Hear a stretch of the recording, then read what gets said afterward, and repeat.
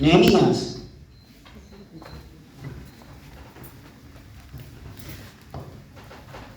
Antes de leer el versículo, bueno, acá nos habla la historia del pueblo de Israel. El pueblo de Israel fue un pueblo muy desobediente y cada vez que ellos desobedecían, Dios los castigaba.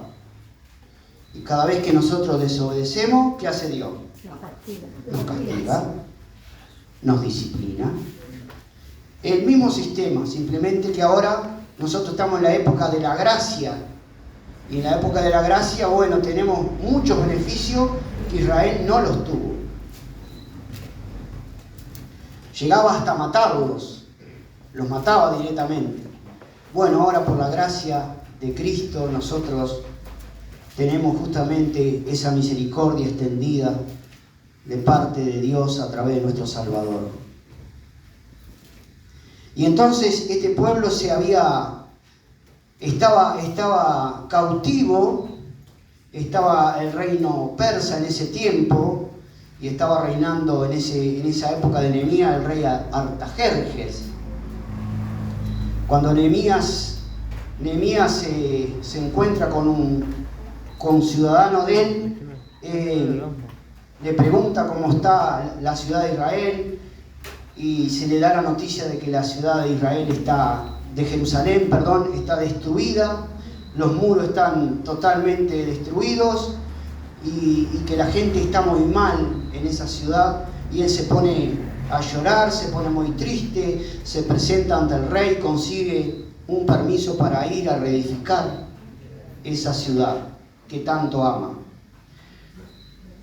Y llegado en el versículo 8, los que fueron con Nehemías y algunos más,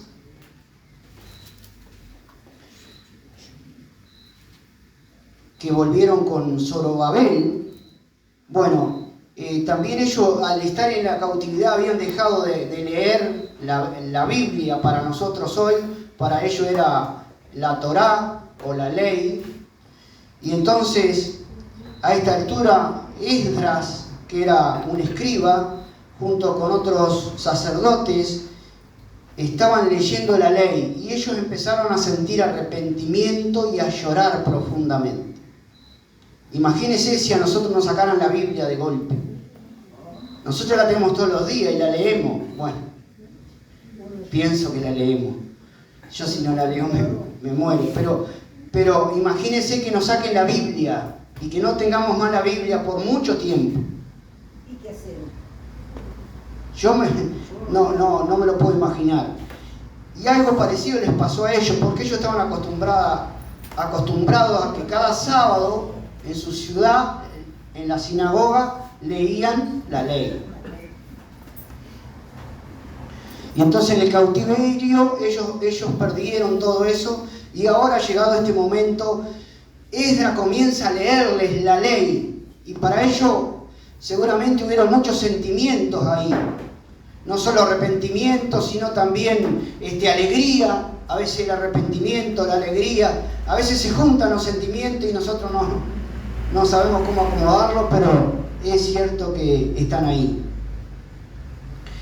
En el capítulo 8, versículo 8 leemos: y leían en el libro de la ley de Dios claramente, y ponían el sentido de modo que entendiesen la lectura. Quiere decir que leían y la explicaban. Y Nehemías, el gobernador, y el sacerdote Esdras, escriba, y los levitas que habían entendido al pueblo, dijeron a todo el pueblo: Día santo es a Jehová, nuestro Dios. No os entristezcáis, porque había tristeza también, ¿verdad? Ni lloréis, porque todo el pueblo lloraba oyendo las palabras de la ley.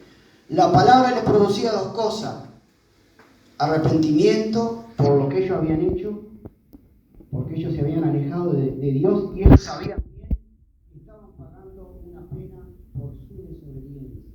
Y también producía tristeza porque, bueno, ellos habían encontrado esa ciudad derruida, que era la ciudad de ellos. Y entonces dice el 10. Luego les dijo: id, comed grosura y beber vino dulce, y enviad porciones a los que no tienen nada preparado, porque día santo es a nuestro Señor.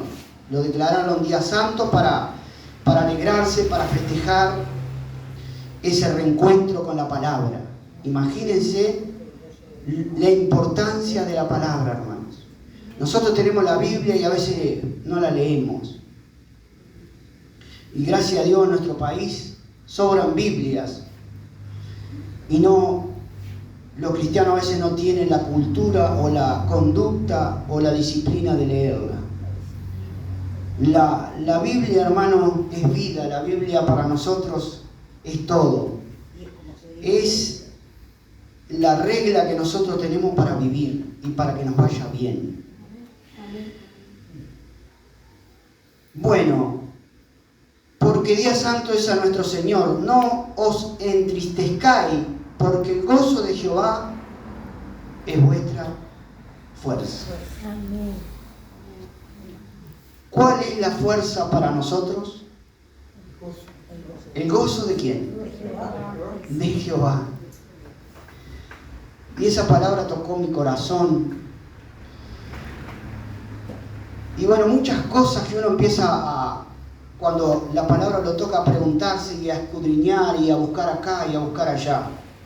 Lo primero que nosotros tenemos que decir, que el gozo que nosotros recibimos es de Él, no es nuestro.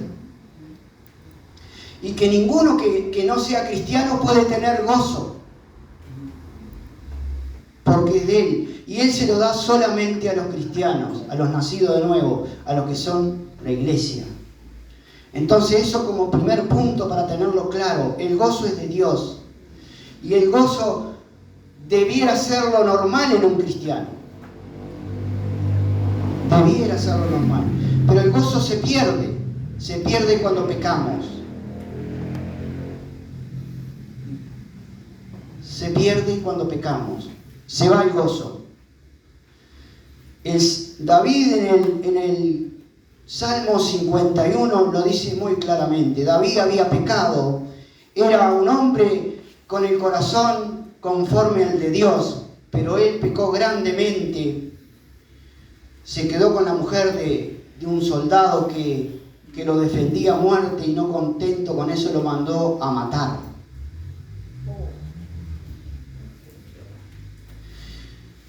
Y bueno, son las cosas que los seres humanos hacemos, pero tuvo algo muy bueno, que él se arrepintió, como se arrepintió este pueblo de Israel en ese momento.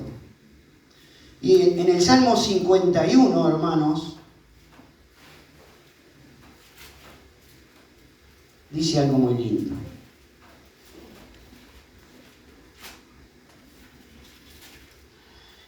Está hablando David y dice, bueno, no lo vamos a leer, pero él reconoce, lo primero que hace es reconocer su pecado frente a Dios. Y qué lindo que nosotros cuando pecamos reconozcamos delante de Dios nuestro pecado, lo hablemos, lo digamos con nombre y apellido al pecado.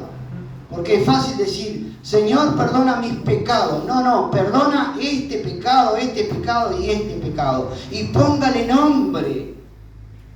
Hoy la hermana representó con eso negro que se puso, la mentira, el odio, bueno, una cantidad de cosas. Bueno, póngale nombre al pecado y pídale perdón al Señor. Y entonces acá está David reconociendo su pecado y dice, crea en mí, oh Dios, un corazón limpio y renueva un espíritu recto dentro de mí. No me eches de delante de ti y no quites de mí tu Santo Espíritu. Vuélveme el gozo de tu salvación.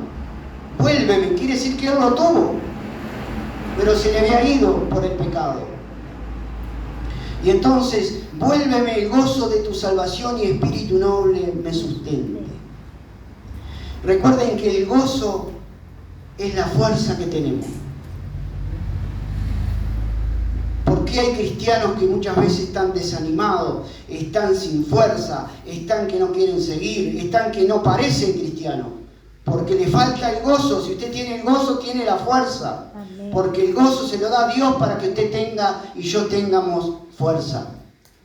Fuerza en la adversidad, fuerza cuando vienen las pruebas, fuerza cuando viene lo que no esperamos, fuerza cuando nos atacan, fuerza cuando nos denigran. Fuerza, hermanos, fuerza. Y la fuerza viene del gozo, porque el gozo lo pone Jehová en nuestro corazón. Amén. Amén. Pero si nosotros pecamos y permanecemos en el pecado, el gozo se va a retirar. Entonces lo primero, hermanos, cuando nosotros pecamos es arrepentirnos de nuestro pecado, pero arrepentirnos en serio. Confesarle a Dios nuestro pecado que hemos cometido y que estamos luchando, y luchar, hermano, y luchar para dejar ese pecado, para que ese gozo venga y nos dé la fuerza que necesitamos justamente para vencer muchas veces el pecado. Es como algo que se retroalimenta. Tengo el gozo, tengo la fuerza. Peco, me falta el gozo y no tengo la fuerza. ¿Se dan cuenta, hermanos? Para luchar contra el mismo pecado que me está alejando de Dios y que me está sacando el gozo. Que Dios nos ayude, hermanos, a tener siempre ese gozo. Entonces lo primero que decimos es que el gozo es de Dios y Dios lo pone en el creyente para darnos la fuerza. Allí en Nehemías leímos claramente que el gozo es nuestra fuerza. Arrepentimiento cuando pecamos. Reconocer que estamos mal delante de Dios para que el gozo no se vaya. Tener una buena relación con Dios. Tener una sana relación con Dios. Yo si permanezco en pecado, hermano, no es que no peque, todos los días pecamos. Pero a veces nos pasamos de la línea. Y a veces permanecemos, dejamos que un pecado permanezca en nosotros y decimos, bueno, no es tan malo, no es tan grande, o no es... pero nosotros le damos la licencia, pero Dios no nos da licencia para pecar. Y entonces nosotros, hermanos, perdemos el gozo, perdemos la fuerza. Lo que nosotros debemos tener una buena relación con Dios. En el Salmo 16:11 dice, en tu presencia hay plenitud de gozo. ¿A dónde hay plenitud de gozo? En tu presencia. ¿Y cuando estamos en la presencia del Señor, hermano? Cuando nosotros le estamos buscando en nuestras casas, cuando venimos a la iglesia, cuando le adoramos, cuando oramos, cuando le servimos. ¿O acaso usted le sirve sin Dios? ¿Quién está con usted cuando usted está sirviendo? Cuando usted está predicando, cuando usted está sirviendo acá en la iglesia. ¿Quién está con usted? Está Dios.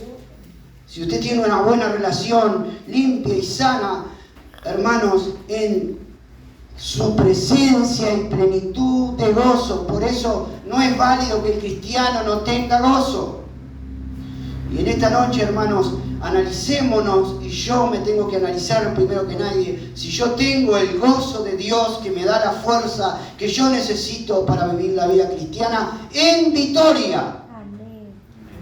Porque muchos cristianos viven la vida cristiana derrotados. Lamentablemente es así. Acá no pasa, gracias a Dios, estamos todos en victoria. Pero hemos conocido, hermanos, cristianos que están derrotados. Y uno lo encuentra hoy, lo encuentra a los 5 meses y lo encuentra a los años. ¿Cómo andar, hermanos? Y ahí voy, la voy luchando, te dice. ¿Cómo que la voy luchando? Si tengo a Cristo, hermano, no la voy luchando, estoy en victoria. Todo lo puedo en Cristo que me fortalece. Si Cristo está con nosotros, ¿quién contra nosotros? Pero hermano, por favor, ahí voy, la voy luchando. Él es el que pelea nuestras batallas. Él es el que camina delante nuestro. Él es el que abrió el mar rojo. Él es el que sacó agua de la roca. Él es el que nos va a dar la victoria y nos va a llevar a los lugares celestiales, hermano. Son promesas que Él tiene para nosotros. Y solo con esas promesas ya deberíamos tener el gozo. Amén. Gloria a Dios. Gloria a Dios. Toda la gloria para el Señor. Entonces, hermano, el gozo no es de decir, bueno, si no lo tengo ya vendrá, ¿verdad? El gozo es fundamental porque el gozo viene con la salvación. Os doy,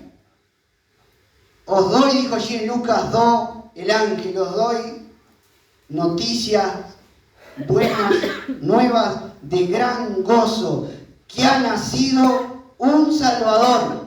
Y cuando nosotros nos salvamos, que vinimos todo destrozado al Señor y que nuestra vida, por lo menos la mía, era un infierno, hermano, y no había manera de salir de ese hoyo. Cuando recibimos la salvación, lo primero que recibimos fue la paz, pero fue un gozo.